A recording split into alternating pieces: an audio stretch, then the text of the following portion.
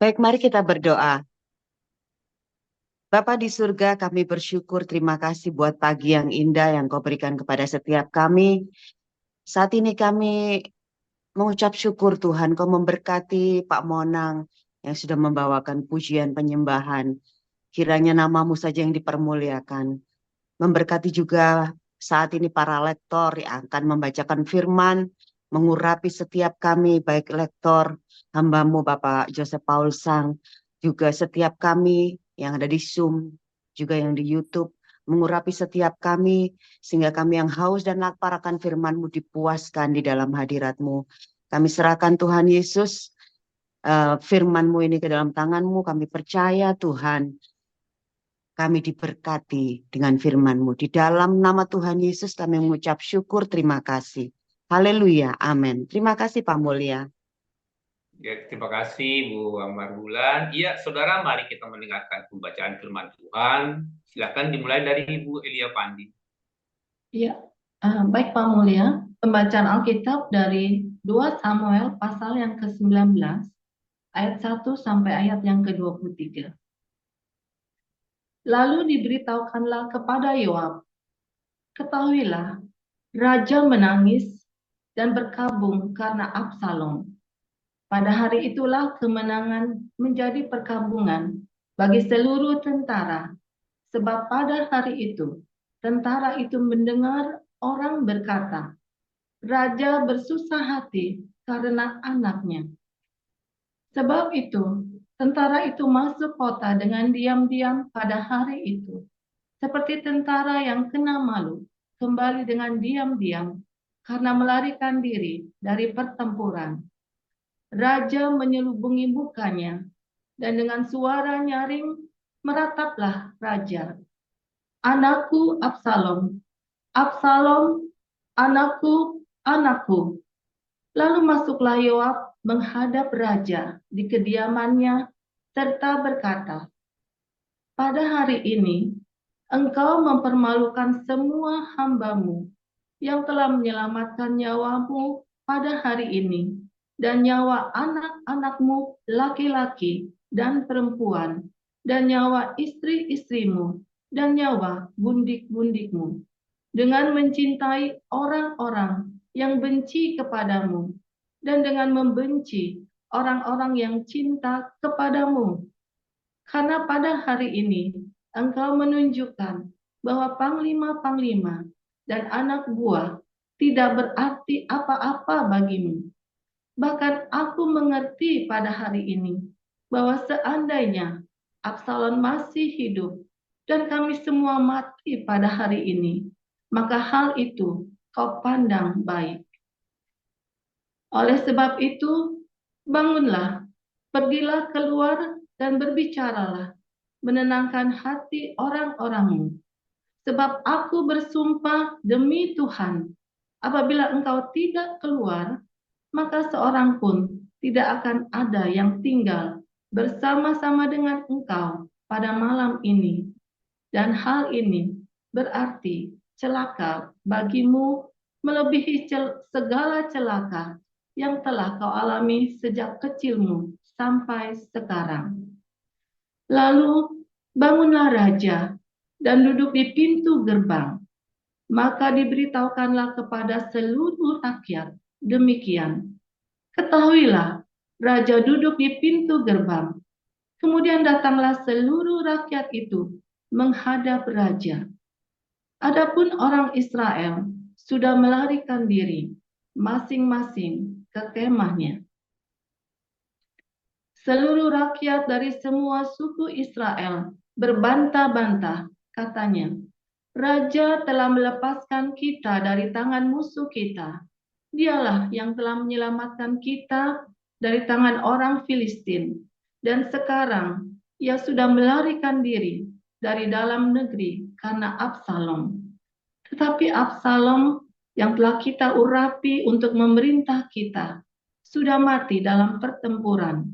Maka sekarang mengapa kamu berdiam diri dengan tidak membawa raja kembali? Raja Daud telah menyuruh orang kepada Zadok dan Abiatar, imam-imam itu, dengan pesan, Berbicaralah kepada para tua-tua Yehuda demikian. Mengapa kamu menjadi yang terakhir untuk membawa raja kembali ke istananya?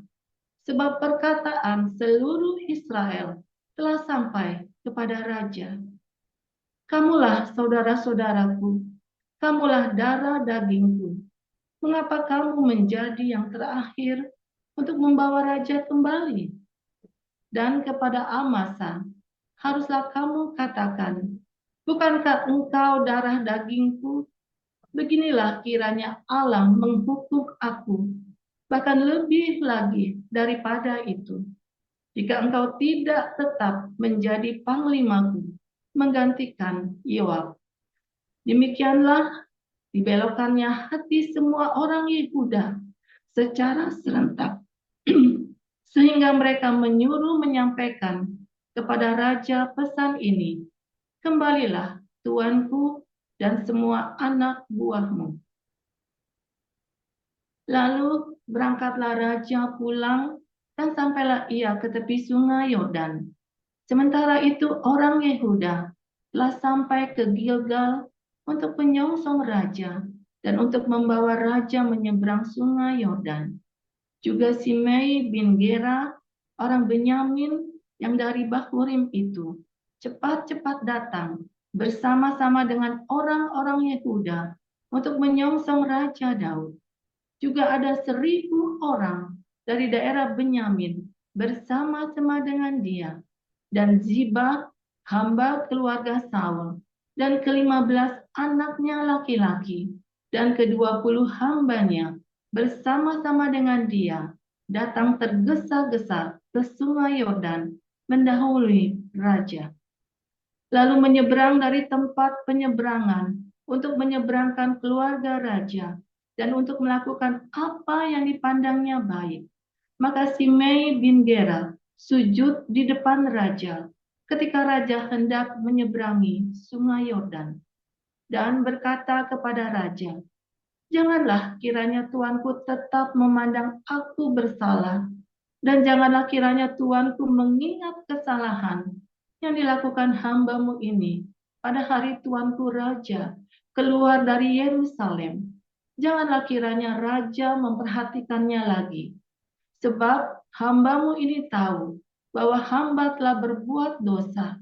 Dan lihatlah, pada hari ini akulah yang pertama-tama datang dari seluruh keturunan Yusuf untuk menyongsong tuanku raja. Lalu berbicaralah Abisai, anak Zeruya, katanya, bukankah Simei patut dihukum mati, karena ia telah mengutuki orang yang diurapi Tuhan? Tetapi Daud berkata, apakah urusanku dengan kamu, hai anak-anak Zeruya, sehingga kamu pada hari ini menjadi lawanku?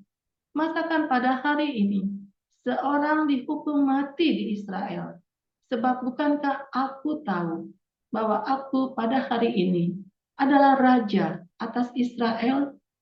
Kemudian berkatalah raja kepada Simei, engkau tidak akan mati. Lalu raja bersumpah kepadanya.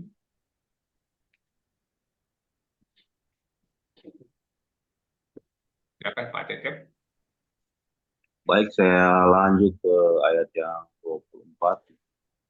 Juga Mephiboset bin Saul menyongsong raja. Ia tidak membersihkan kakinya dan tidak memelihara janggutnya, dan pakaiannya tidak dicucinya, sejak raja pergi sampai hari ia pulang dengan selamat. Ketika ia dari Yerusalem menyongsong raja, bertanyalah raja kepadanya, mengapa engkau tidak pergi bersama-sama dengan aku, Mephiboset? Jawabnya, ya tuanku raja, aku ditipu hambaku, sebab hambamu ini berkata kepadanya, pelanailah keledai bagiku, supaya aku menungganginya dan pergi bersama-sama dengan raja, sebab hambamu ini timpang. Ia telah memfitnahkan hambamu ini kepada tuanku raja, tetapi tuanku raja adalah seperti malaikat Allah. Sebab itu perbuatlah apa yang tuanku pandang baik. Walaupun seluruh kaum keluargaku tidak lain dari orang-orang yang patut dihukum mati oleh Tuanku Raja. Tuanku telah mengangkat hambamu ini di antara orang-orang yang menerima rezeki dari istanamu. Apakah aku lagi dan untuk apa aku mengadakan tuntutan lagi kepada raja? Tetapi raja berkata kepadanya, apa gunanya engkau berkata-kata lagi tentang halmu? Aku telah memutuskan, engkau dan Ziba harus berbagi ladang itu. Lalu berkatalah Mefiboset kepada raja, biarlah ia mengambil semuanya, sebab tuanku raja sudah pulang dengan selamat. Juga Barzilai, orang Gilead itu telah datang dari Rogelim dan ikut bersama-sama raja ke sungai Yordan untuk mengantarkannya sampai di sana. Barzilai itu sudah sangat tua, 80 tahun umurnya. Ia menyediakan makanan bagi raja selama ia tinggal di Mahanaim, sebab ia seorang yang sangat kaya. Berkatalah kepada Barzilai, ikutilah aku akan memelihara engkau di tempatku di Yerusalem. Tetapi Barzilai menjawab raja, berapa tahun lagi kah aku hidup sehingga aku harus pergi bersama-sama dengan raja ke Yerusalem? Sekarang ini aku telah berumur 80 tahun. Masakan aku masih dapat membedakan antara yang baik dan yang tidak baik? Atau masih dapatkah hambamu ini merasai apa yang hamba makan atau apa yang hamba minum? Atau masih dapatkah aku mendengarkan suara penyanyi laki-laki dan penyanyi perempuan? Apa gunanya hambamu ini lagi menjadi beban bagi tuanku raja? Sepotong jalan saja hambamu ini berjalan ke seberang sungai Yordan bersama-sama dengan raja. Mengapa raja memberikan ganjaran yang sedemikian kepadaku? Biarkanlah hambamu ini pulang, sehingga aku dapat mati di kotaku sendiri, dekat kubur ayahku dan ibuku. Tetapi inilah hambamu Kimham, dia boleh ikut dengan tuanku raja. Perbuatlah kepadanya apa yang tuanku pandang baik. Lalu berbicara raja, baiklah, Kimham ikut denganku, aku akan berbuat kepadanya apa yang kau pandang baik, dan segala yang kau kehendaki daripadaku akan kulakukan untukmu. Kemudian seluruh rakyat menyeberangi sungai Yordan, juga raja menyeberang setelah berpamitan dengan Barzilai dengan ciuman. Lalu orang ini pun pulang ke tempat kediamannya. Sesudah itu berjalanlah raja terus ke Gilgal, dan Kimham ikut dengan dia seluruh rakyat Yehuda bersama-sama. Setengah dari rakyat Israel telah mengantarkan raja. Tetapi seluruh orang Israel datang menghadap raja dan berkata kepada raja, mengapa saudara-saudara kami, orang-orang Yehuda, menculik raja dan membawa dia menyeberangi sungai Yordan dengan keluarganya dan semua orang Daud yang menyertai dia? Lalu semua orang Yehuda menjawab orang-orang Israel itu, oleh karena raja kerabat kami, mengapa kamu menjadi marah karena hal ini? Apakah kami makan apa yang atas biaya raja? Apakah kami mendapat keuntungan? Tetapi orang Israel itu menjawab orang-orang Yehuda, kami 10 kali lebih berhak atas raja. Sebagai anak sulung kami melebihi kamu. Mengapa kamu memandang kami rendah? Bukankah kami yang pertama-tama harus menjawab raja? Kami kembali. Tetapi perkataan orang-orang Yehuda itu lebih pedas daripada perkataan orang-orang Israel. Baik Pak, terima kasih. Ya, dilanjutkan Pak Daumaran. Yohanes 21.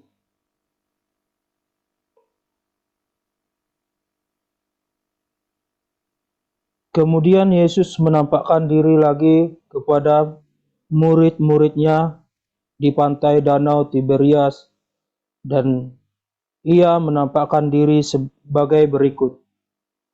Di pantai itu berkumpul Simon Petrus, Thomas yang disebut Didimus, Nathanael dari Kana yang di Galilea, anak-anak Zebedeus dan 2 orang murid-muridnya yang lain. Kata Simon Petrus kepada mereka, "Aku pergi menangkap ikan." Kata mereka kepadanya, "Kami pergi juga dengan engkau." Mereka berangkat lalu naik ke perahu, tetapi malam itu mereka tidak menangkap apa-apa. Ketika hari mulai siang, Yesus berdiri di pantai. Akan tetapi murid-murid itu tidak tahu bahwa itu adalah Yesus. Kata Yesus kepada mereka, "Hai anak-anak, adakah kamu mempunyai lauk pauk?" Jawab mereka, "Tidak ada." Maka kata Yesus kepada mereka, "Tebarkanlah jalamu di sebelah kanan perahu, maka akan kamu peroleh."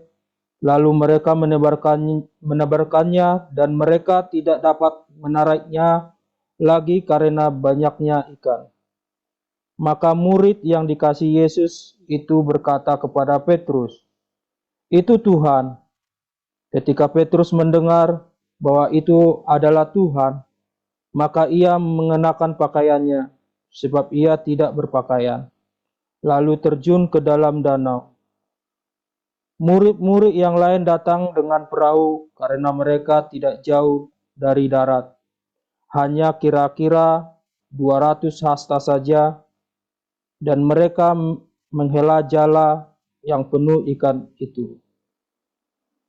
Ketika mereka tiba di darat, mereka melihat api arang dan di atasnya ikan dan roti.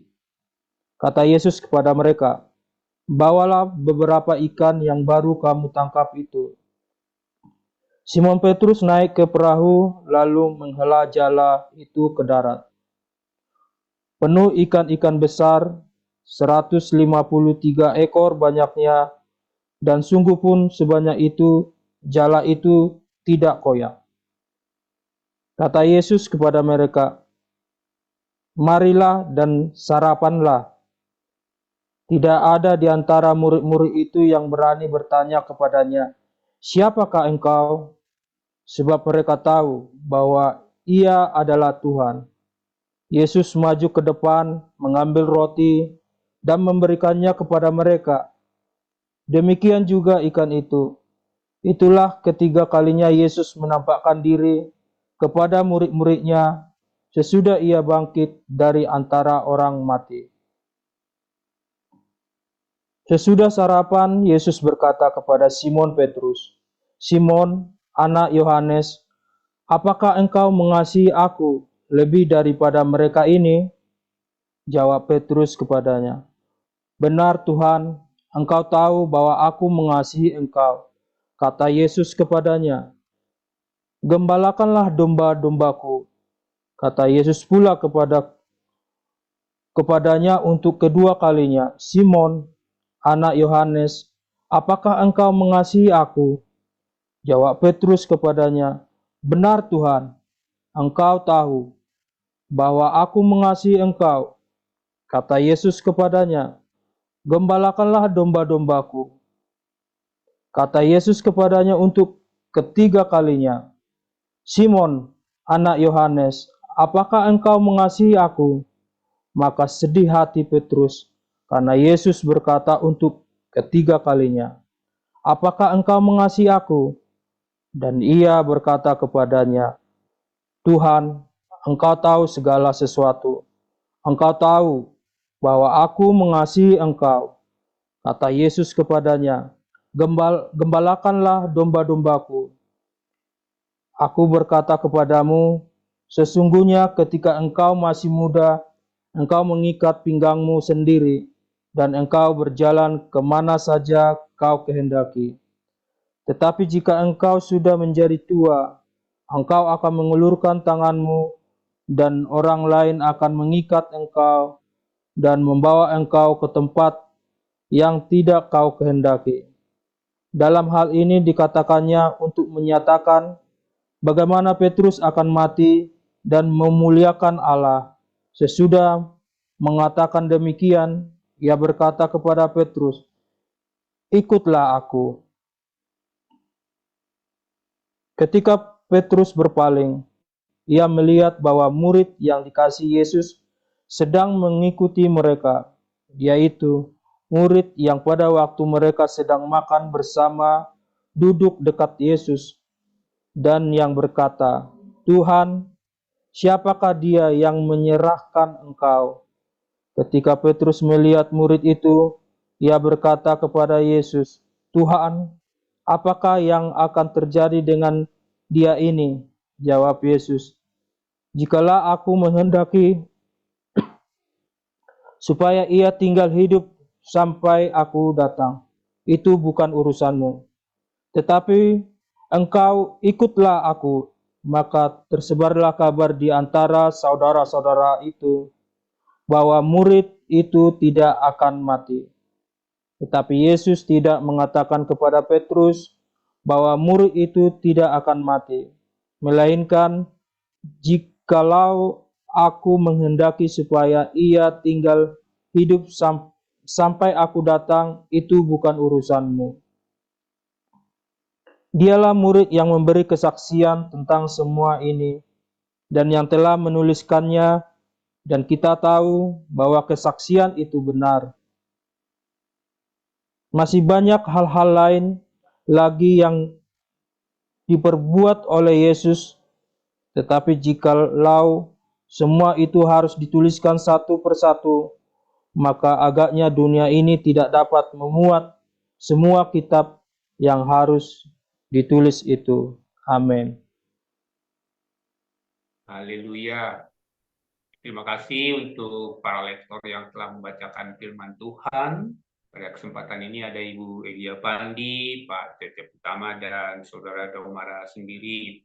Ya, Saudara, sebelum kita memasuki renungan firman Tuhan yang akan dibawakan oleh hambanya Pastor Paul, monitor untuk saudara-saudara kita yang berkenan untuk membackup karena ada beberapa pendua yang sampai saat ini belum masuk Zoom, sehingga kami memohon kepada Ibu Widayati dan Bu Rumiasi mohon berkenan untuk membackup doa. Nanti untuk Ibu Widayati yang di handle-nya itu adalah dua yayasan-yayasan yang ada di bawah naungan Hagios Internasional. Nanti juga Bu Rumiasi mohon berkenan untuk membackup doa untuk pemerintah Indonesia. Terima kasih sebelumnya untuk Ibu Widayati dan Ibu Rumiasi. Ya, Saudara, mari kita mendengarkan renungan firman Tuhan yang akan dibawakan oleh hambanya Pastor Paul dengan judul Gebrakan Hagios 2025. Saya jadi penasaran ini, padahal masih ada beberapa hari lagi untuk 2025, tetapi akan kita saksikan dari Pastor Paul gebrakan yang ada di tahun 2025. Ya, Pastor, silakan. Haleluya, firman Tuhan selalu baru setiap hari bila Anda menantikan Tuhan dengan penuh cinta dan berharap sepenuhnya pada Tuhan, konsisten dalam kebaikan dan sudah melakukan. Ya, banyak orang berharap ada mujizat, tapi Anda melakukannya aja tidak mau firman Tuhan ya. Tadi kemarin sore koinonia sudah saya katakan ya. Anda lagi dalam kondisi, lagi kepepet, lagi dalam bencana, lagi dalam bangkrut, itu malaikat buat saya, saudara ya. Itu adalah malaikat buat saya.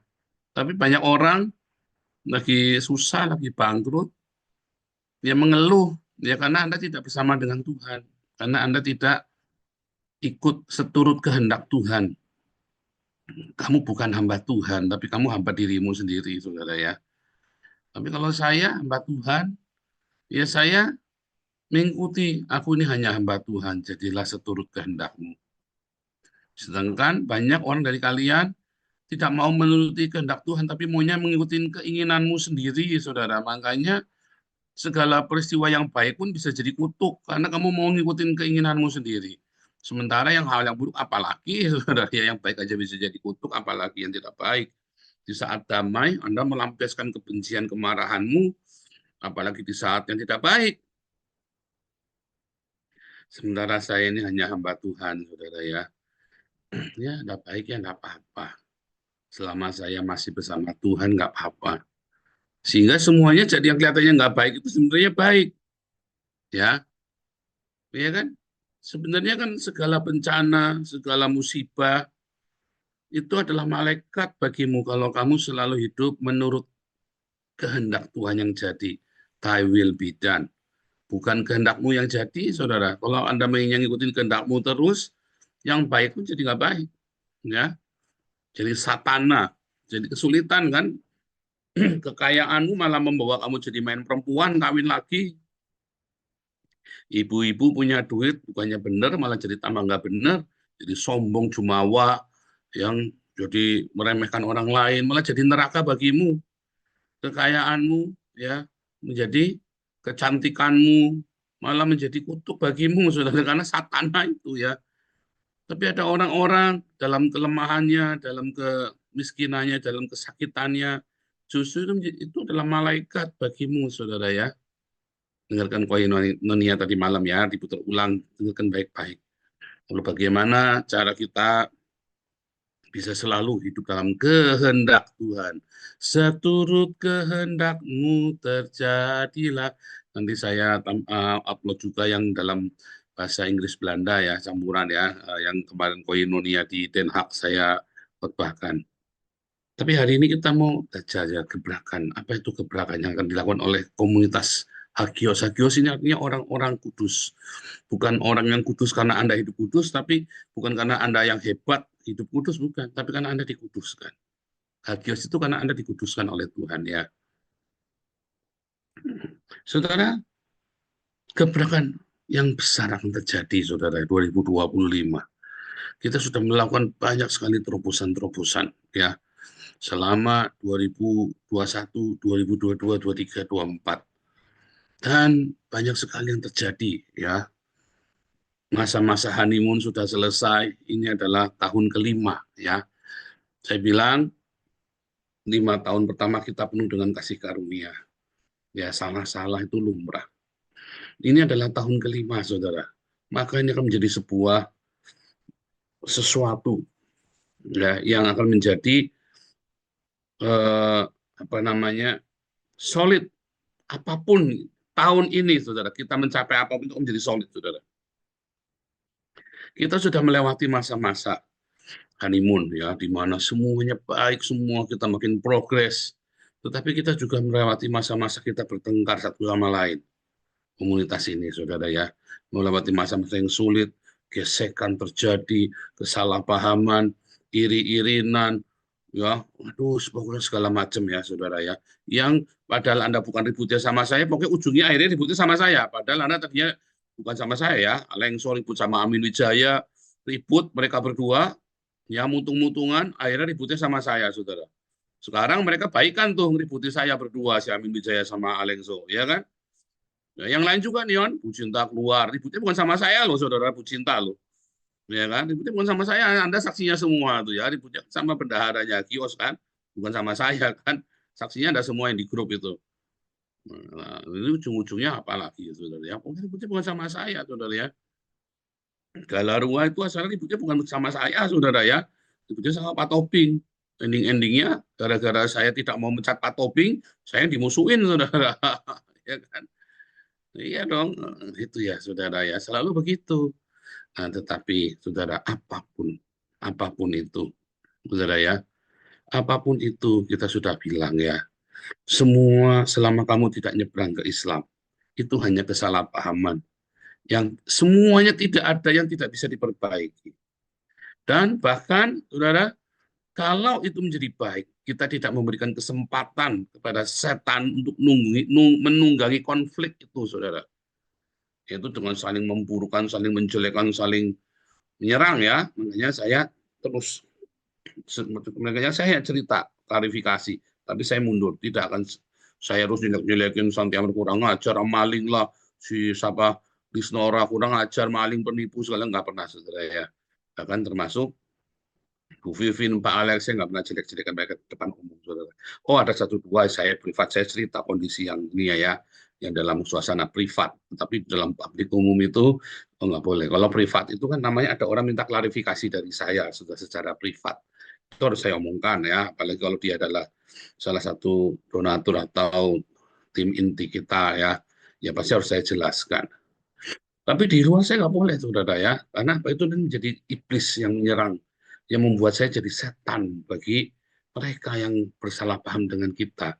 Dan saudara, siapapun yang berkonflik dengan kita, atau kita sendiri berkonflik, ya jangan biarkan iblis menggunakan kesempatan itu untuk menjadikan kita jadi setan, saudara. Jadi pengikutnya kan, karena Anda mau mengharapkan kecelakaannya orang itu kan Anda kan jadi setan juga kan, setan bagi sesamamu kan, ya kan?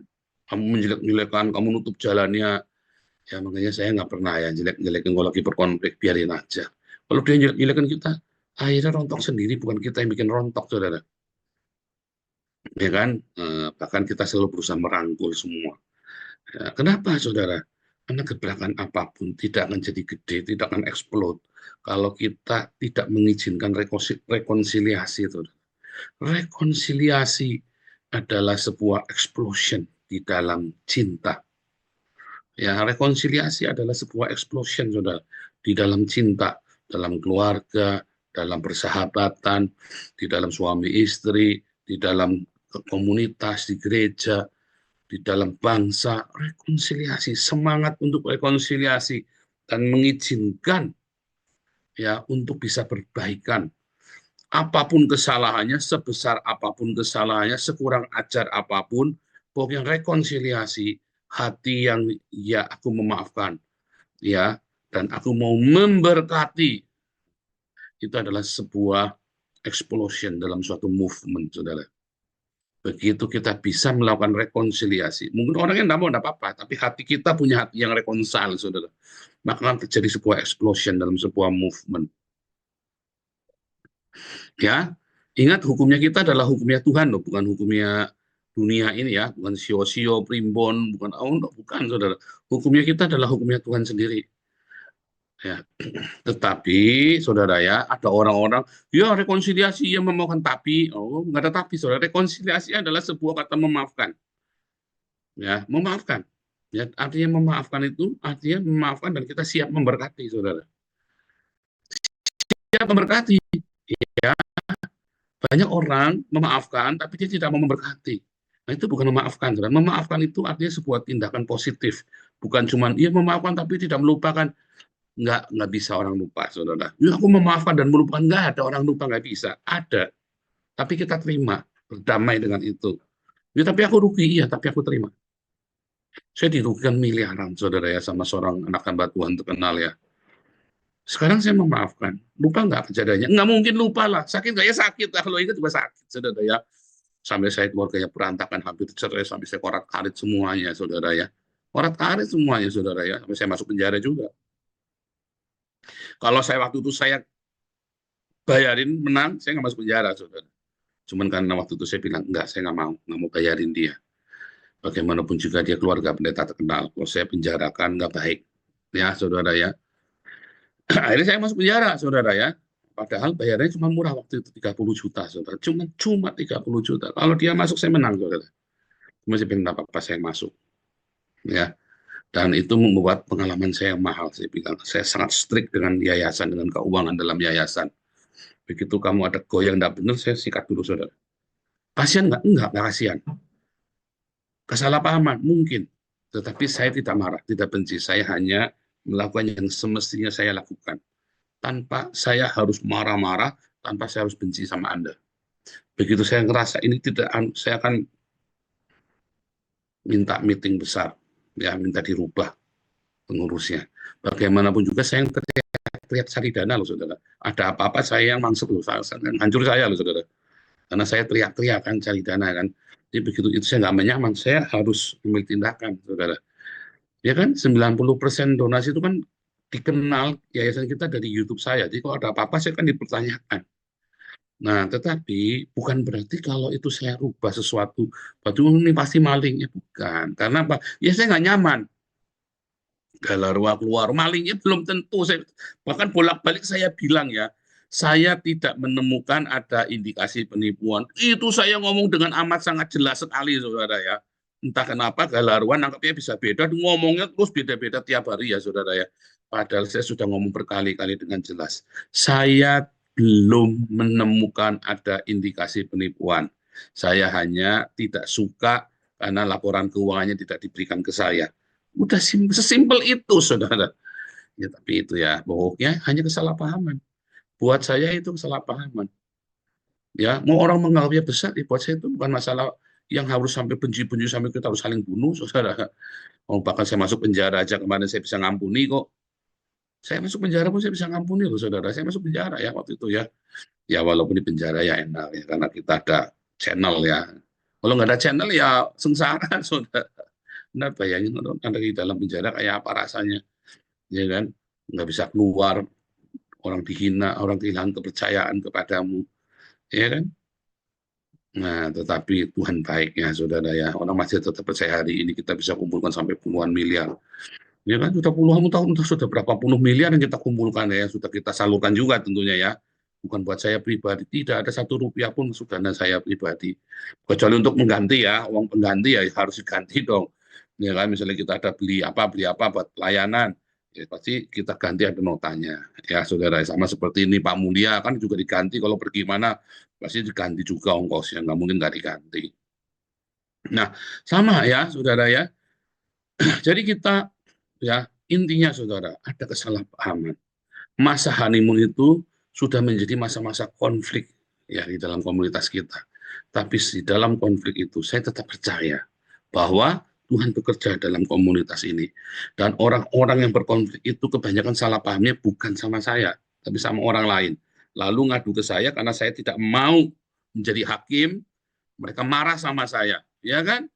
Wijaya, Alengso, kan ngamuk kan, karena kan si Alengso minta Sanggam dipecat, saya bilang nggak boleh. Amin Wijaya marah gara-gara pendapatnya tidak didengar Alengso, marah, ya kan? Galaruang ngamuk sama saya gara-gara saya tidak mau pecat Pak Toping, ya kan? Ngamuk sama saya, saudara kan?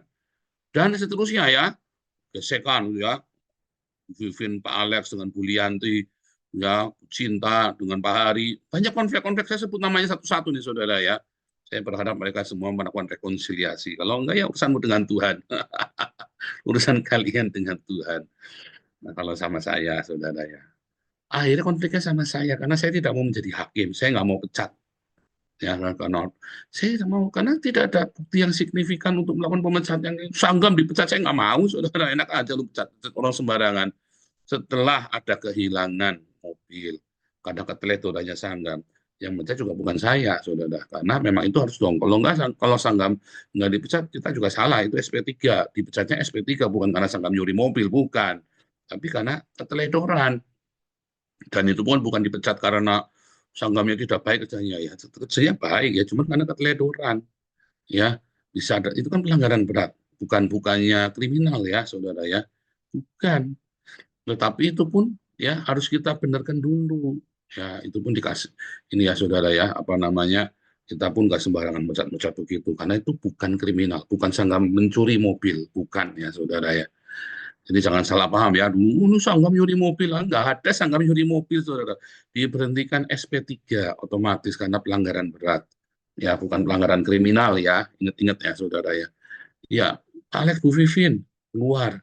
Bukan karena dia mencuri, nipu, bukan saudara ya. Jangan sampai Anda dengarnya begitu. Karena tidak boleh dia berpolitik sementara menjadi ketua sebuah yayasan penginjilan. Itu saja saudara. Tapi adapun dia sampai keluar dari komunitas, itu kan pilihannya dia. Kan saya kan tidak mengusir dia dari komunitas.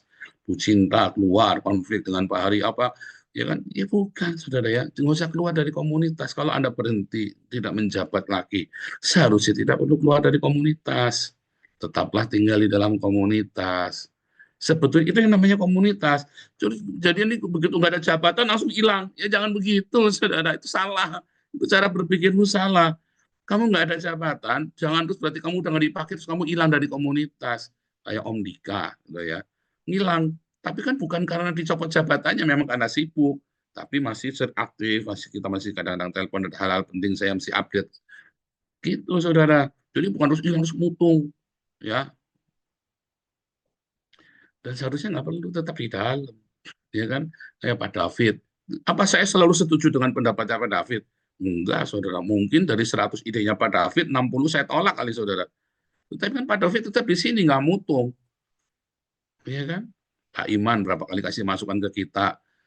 Apakah selalu kita terima? Kayaknya enggak. Tapi kan tetap ada di situ, nggak terus mutung pergi. Jadi jangan dibiasakan kalau ada sesuatu, kamu udah setuju langsung hilang.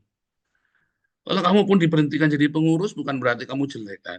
Ini Bu Neliana kemarin pengurus, sekarang apa namanya, dulu ada tertulis di atas, sekarang enggak. Apa harus jadi mutungnya? Jangan. Ya ada beberapa orang yang hilang begitu nggak tertulis lagi di akta, langsung kayaknya merasa disingkirkan. Jangan, bukan ya. Masa orang mau jadi pengurus di akta terus namanya begitu? Ya kan, Bu Mantu aja tahu diri, udah 4 tahun mengundurkan diri Bu Mantu. Ya kan, udah cukup, udah kelamaan.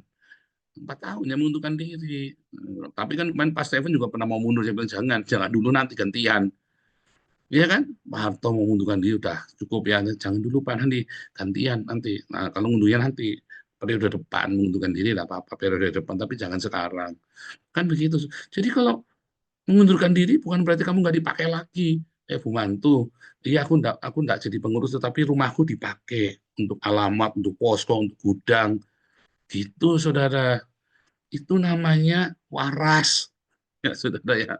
Tetap ada di dalam komunitas, tetap bisa kita komunikasi, tetap kita minta bantuan, tetap disupport. Jadi jangan kalau Anda nggak di dalam yayasan atau terus nggak jadi pengurus lagi terus mutung, jangan.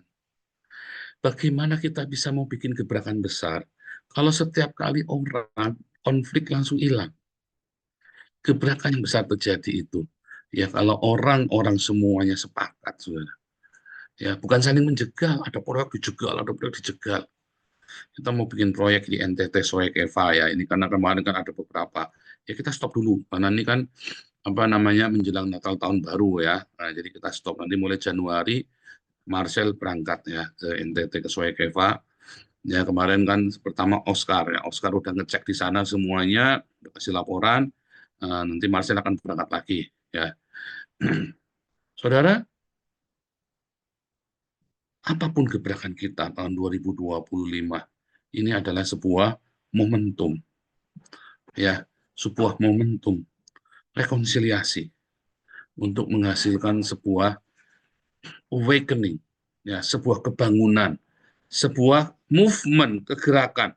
Kegerakan kita apa? Kegerakan diakonia, saudara. Tema kita, kegerakan kita adalah diakonia. Bahkan sampai ke Den Haag pun kita kasih makan ya.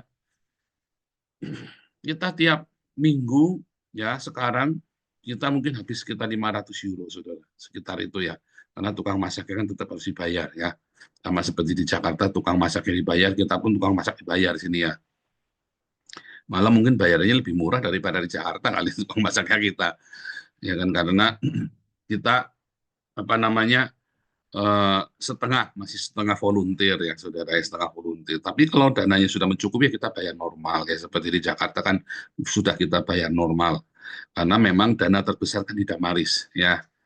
Memang awalnya kita kan dari Damaris ya kan. Tetapi yang di Den Haag kita kasih makan seminggu 2 kali ya. Sekarang ini seminggu 2 kali, Rabu dan Sabtu kita masak selalu 100 ya saudara ya. Karena yang datang kadang-kadang 50, tapi mereka bawa makan pulang, ya. Nah, kalau yang di stasiun sentral untuk homeless khusus kita 100, karena memang di sana ada orang-orang Muslim juga ya yang kita kasih makan. Saudara, gerakan ngasih makan ini banyak orang yang keras kepala, merasa itu tidak perlu. Kamu salah, saudara. Itu ajaran Tuhan Yesus sendiri disertai ancaman. Kalau kamu tidak melakukannya, masuk neraka. Itu satu ya dari 2 ayat yang kalau kamu tidak melakukannya ancamannya langsung neraka, saudara, langsung kematian. Itu apa? Diakoninya dan pengampunan ya saudara ya. 2 hal itu ancamannya langsung neraka, saudara. Setelah kamu percaya Yesus ya, kalau nggak percaya Yesus jelas kamu tidak selamat, tapi setelah kamu percaya Yesus pun kamu tidak berdiakoni, tidak kasih makan orang, dan kamu tidak mengampuni, kelar, saudara. Hidupmu selesai, sudah putus. Nah, makanya gerakan kita adalah gerakan diakonia. Bahkan gerakan Kisah Para Rasul pun, Kisah Rasul 2, Kisah Rasul 4, itu ngasih makan, saudara. memecah roti. Bahkan ketika Paulus dengan Petrus janjian bagi wilayah, selalu utamakan untuk memperhatikan orang miskin. Ya, saudara ya, itulah gerakan kita. 2025, jika Anda dan saya menyediakan diri untuk berrekonsiliasi, maka adalah gebrakan besar di tahun 2025. Yang penting kita semua yang ada, yang masih tinggal di dalam yayasan, yang masih tinggal di dalam komunitas, yang masih ada di dalam Zoom ini, kita terus melakukan apa, saudara? Perdamaian di hati. Mungkin Anda berkonflik dengan beberapa orang, ya. Anda harus siap untuk memaafkan dan memberkati. Bukan berarti Anda ngasih dia kesempatan, bukan. Berdamai itu bukan Anda ngasih kesempatan, bukan tapi juga bukan. Ya, life must go on, saudara. Bukan berarti Anda kembali lagi, bukan. Berdamai itu bukan kembali, rekonsiliasi bukan kembali lagi, bukan. Tapi kita siap, ya, memaafkan, menormalisasi hubungan kita, dan memberi berkat, memberkati. Tetapi ingat, bukan berarti kamu harus kembali ke masa lalu. Yuk kita ulangi lagi yuk, Balurua gabung lagi yuk, supaya kita bikin Galarua lagi. Ya, tidak perlu, tetap jalan. Bahkan mungkin bisa kita support, walaupun kita support tidak full seperti dulu, all out ya. Ya kan, Bu Vivin, Pak Alex, bisa kita support pelayanan dia tanpa kita harus seperti dulu kan, all out semua pelayanan dia. Nggak harus begitu. Tetapi tetap kita tengok apa yang kamu butuhkan, apa yang kalian butuhkan, supaya kalian bisa survive, dan supaya kalian bisa jadi besar juga. Ya kan? Itu namanya saling mensupport, saudara. Ya kan? Itu namanya rekonsiliasi, saudara. Nah, suami istri juga begitu, saudara ya. Tanpa kamu harus, oh kalau gitu boleh selingkuh lagi dong. Ya bukan. Tanpa kamu harus ingat-ingat, ya saudara ya. Lakukan rekonsiliasi, saudara. Lakukan yang baik.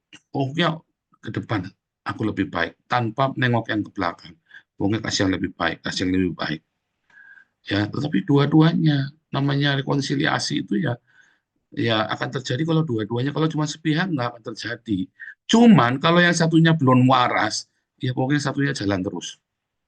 Karena berkatnya ada pada satunya. Ya kan? Loh ya, kamu mau diberkati apa enggak? Kamu ada gebrakan dalam hidupmu, ada terobosan enggak? Ya pokoknya kamu lakukan rekonsiliasi aja. Kalau lawanmu tidak mau berrekonsiliasi, bodo amat. Yang penting kamu sudah siap hatimu untuk rekonsiliasi. Dan nggak usah marah-marah, nggak usah, udah nggak mau kok, nggak usah juga. Pokoknya kita jalan. Ya, saudara ya. Dan yang paling penting, saudara, kita selalu konsisten dengan apa, saudara? Dengan diri kita sendiri. Jaga hidup di dalam kasih, tapi juga apa? Harus kudus hidupnya. Kamu jangan serampangan hidupnya, hati-hati loh, saudara. Mau kamu punya cinta apapun, begitu kamu hidupnya ada yang tidak ketutup, ada perzinahan, ada pencabulan di sana, kasihmu korup, saudara. Tak jamin. Busuk. Ya, karena seekor lalat, rusaklah minyak urapan seluruhnya, saudara. Lalat itu kan roh kenajisan ya kan? Beelzebub, di mana ada bangkai, itu sudah lalat sebenarnya. Hati-hati ya. Rekonsiliasi, cinta kasihmu itu tetap harus kamu jaga dengan kekudusan. Ya, nanti siapa pemenangnya? Orang-orang yang siap berrekonsiliasi. Yang nggak mau berrekonsiliasi, ya hangus. Ya hangus, saudara. Tewas dalam pertempuran.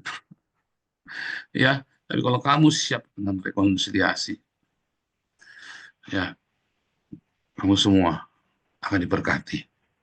Ya, keluarga-keluarga siap-siap untuk tahun 2025. Tahun rekonsiliasi, tahun berkat, tahun kemenangan, di mana malaikat, ya, badai hidupmu adalah malaikat yang menjagamu. Ya, badai hidupmu adalah malaikat yang menjagamu, saudara ya. Tuhan Yesus memberkati. Haleluya.